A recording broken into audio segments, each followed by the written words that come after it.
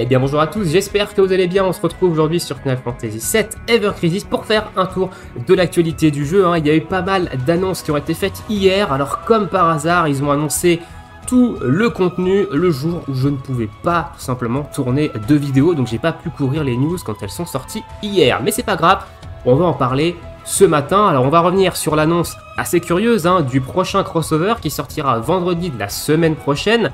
On va revenir sur la sortie du chapitre 6 de First Soldier qui sort demain, ainsi que le nouvel événement de classement qui arrive également demain. Donc je vous mettrai les timecodes en description. Écoutez, on est parti, direction les notices. On commence rapidement avec le Day of Seven qui était hier, et les 1000 cristaux, on a pu les récupérer à partir du 6, 16h de l'après-midi.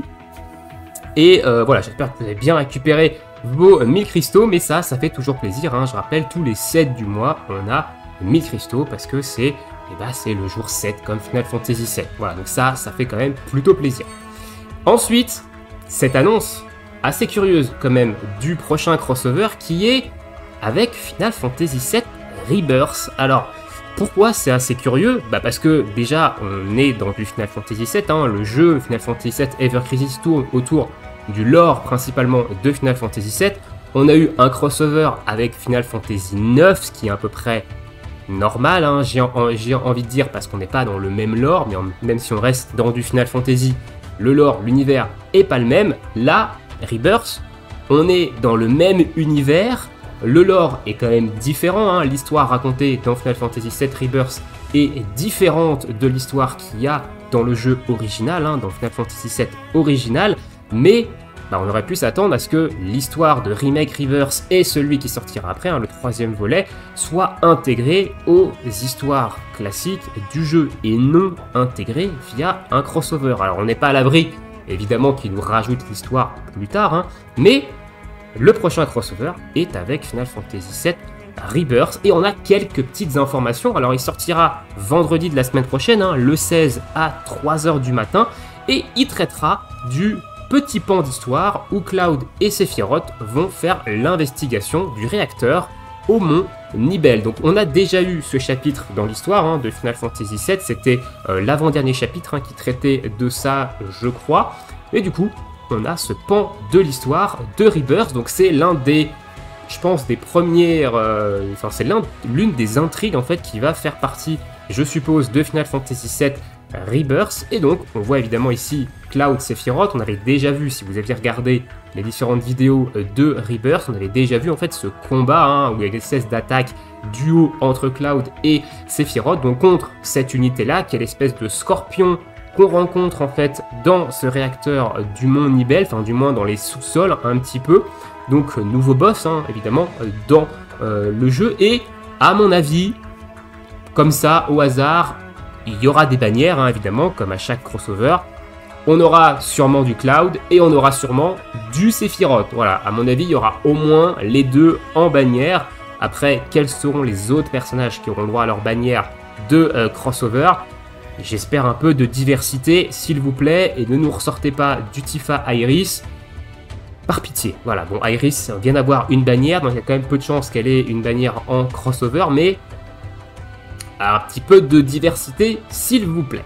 Donc ils nous disent ici que les crossovers Limited Weapon and Gear vont être ajoutés, donc on va avoir des nouvelles armes crossover et des nouvelles tenues, et avec des campagnes variées qui vont être planifiées durant la durée de ce crossover. Alors si c'est comme le crossover FF9, il faut s'attendre à ce que les armes qui soient dans la bannière, et dans les différentes bannières du moins du crossover avec FF7 Rebirth, soient des armes complètement limitées et qu'on ne puisse pas les mettre en wishlist dans les bannières une fois que les bannières seront terminées.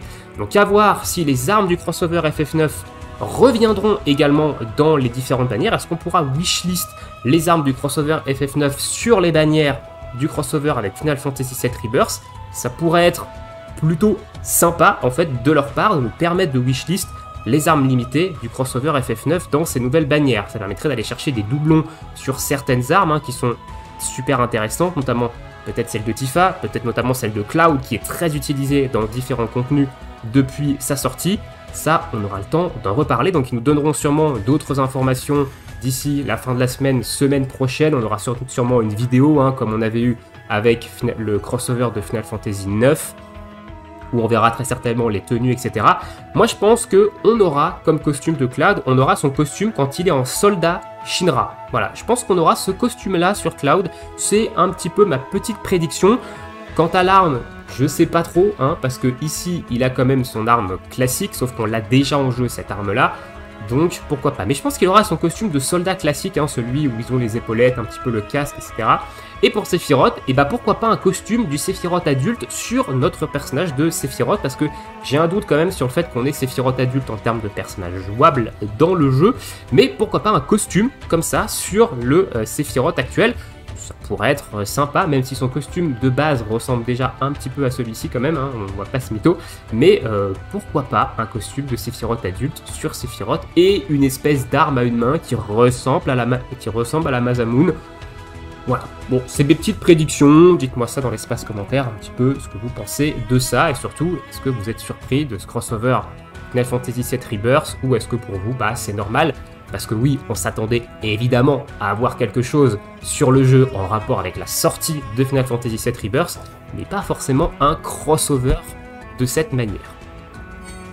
Allez, on passe aux annonces suivantes, hein, donc notamment le nouveau chapitre d'histoire qui traitera de First Soldier. Donc le chapitre 6 qui arrive demain à partir de 3h du mat et qui est accompagné de nouveaux Crisis donjons. Donc on va avoir le Grastia Pass qui est en normal et very hard, normal, hard et very hard, hein, pour le Crisis, et le Lapenacos qui est le dernier Crisis very hard qu'on n'a pas encore eu apparemment. Il est noté également qu'on aura des Blue Crystal, hein, mais également un nouveau récip de Materia. Alors, dans les récips de Materia qui sont actuellement dispo en jeu et qu'on n'a pas, il y a le récip de la Materia Bio. Donc Bio, c'est une Materia qui pose le poison, hein. On a eu l'arme de Yuffie qui a eu chance de poser le poison, hein, qui a été intégré au jeu avec l'arrivée de Yuffie.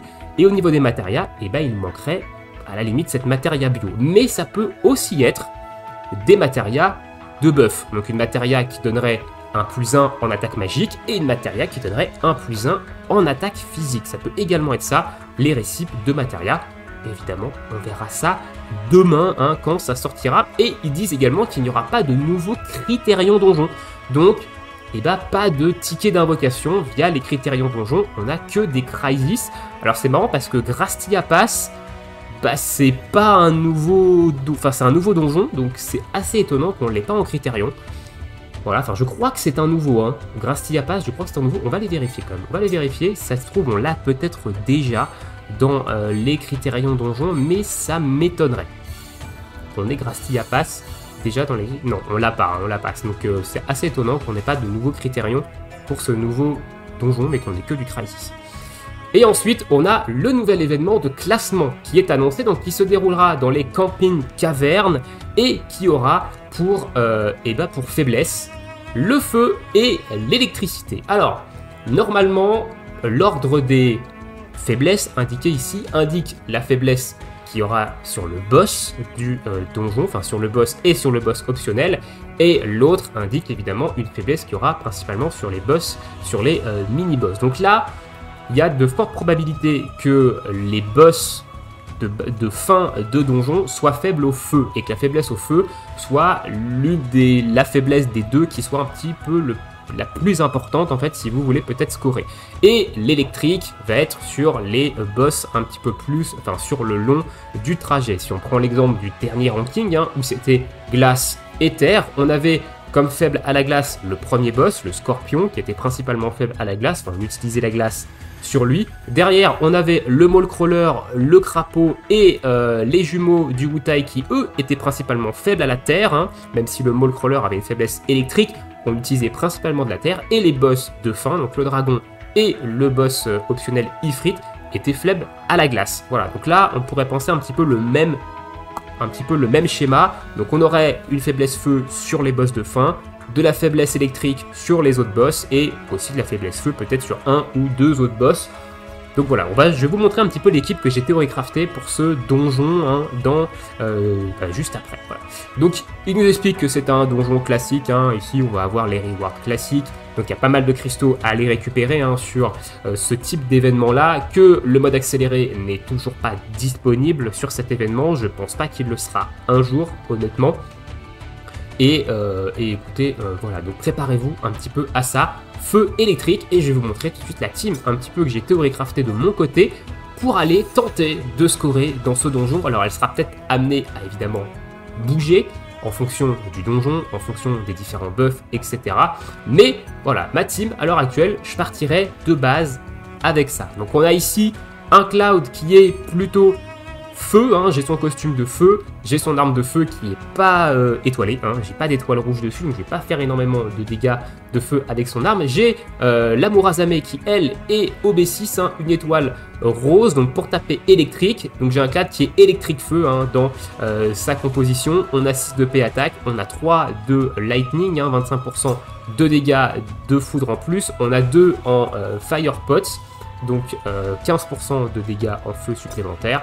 On a de l'attaque, on a du boost de physical ability potency à 60%, et on a évidemment l'arcadum de feu via le costume, 35% de dégâts de feu, donc un peu hybride feu, foudre. Au niveau des stats, on est sur quelque chose de pas dégueulasse, hein. Honnêtement quasiment 7000 HP, 3400 d'attaque, donc je pense qu'il risque de taper quand même plutôt sympa. Ifrit en invocation, parce qu'il va profiter du buff de mon costume principalement, et également des différents boosts, donc des 15% de dégâts de feu également ici. Donc Ifrit, je pense que c'est le plus intéressant à mettre sur Cloud pour qu'il fasse un max de dégâts. Au niveau des subs, voilà comment je suis, donc l'ennemi launcher ici, la mad minute en deuxième, et en troisième une arme de rouge 13 qui augmente beaucoup le boost d'attaque et qui donne également un boost de fire pots qui est pas dégueulasse en vrai pour un build tourné autour du feu. Voilà, bon, j'ai peut-être mieux à faire, on verra évidemment en fonction du donjon, est-ce que je le modifie ou pas. Ensuite, on passe du coup Sephiroth. Alors pourquoi j'utilise Sephiroth? Pour son arme évidemment qui baisse la résistance au feu, la Radiant Edge qui va venir baisser la physical def et également la résistance au feu, qui est quelque chose qui va être plutôt intéressant pour augmenter ses dégâts de feu. Donc au niveau de ses stats, on est sur un 7 de P attaque, 2% de boost fire. J'ai mis de la limit break, voilà, parce que j'avais pas non plus autre chose. 4 de boost de physical ability potency, donc 45% de dégâts. Et bon, il a la mastery wind, j'ai pas son costume de feu, hein, évidemment, je suis pas allé pull jusqu'à son costume de feu. Donc on verra un petit peu ce que ça donne comme ça. J'ai mis Ramu, parce que la deuxième faiblesse c'est électrique, donc pour aller faire des petits dégâts électriques. Au niveau de ses stats, c'est pas fou, il a beaucoup d'HP, hein, 8700, mais 2800 d'attaque, c'est pas non plus l'extraordinaire. Et au niveau de ses subs, voilà, on a la Killer Hornet, l'arme de Tifa, donc l'arme crossover FF9 de Tifa, et une arme free-to-play ici, hein, qui booste l'attaque et la limite. Voilà, j'ai pas pu faire mieux, je pense que je théorie-crafterai un petit peu plus hein, en fonction du donjon, mais pour l'instant, j'ai ça en tête. Et Matt, lui, qui est hybride, hybride soin DPS magique avec sa nouvelle arme, la fourchette, la fameuse fourchette. Bahamut en invocation, vu que c'est un DPS magique, l'arme de heal au cas où, l'arme de buff de P attaque. On va utiliser évidemment du heal, il a beaucoup de M attaque, hein, 4 de M attaque et 3 de magical ability potency, donc 30% de dégâts supplémentaires. On a les deux brèches, hein, donc la brèche de électricité pour baisser la résistance électrique et la brèche de feu pour baisser la résistance feu en couple avec l'arme de Sephi.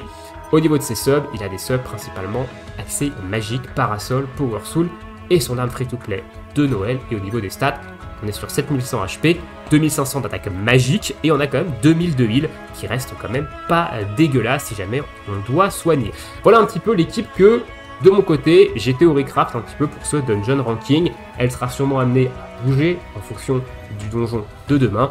On en reparlera évidemment demain. Je pense qu'on a fait le tour du coup des news du jeu. Dites-moi ce que vous pensez de tout ça dans l'espace commentaire.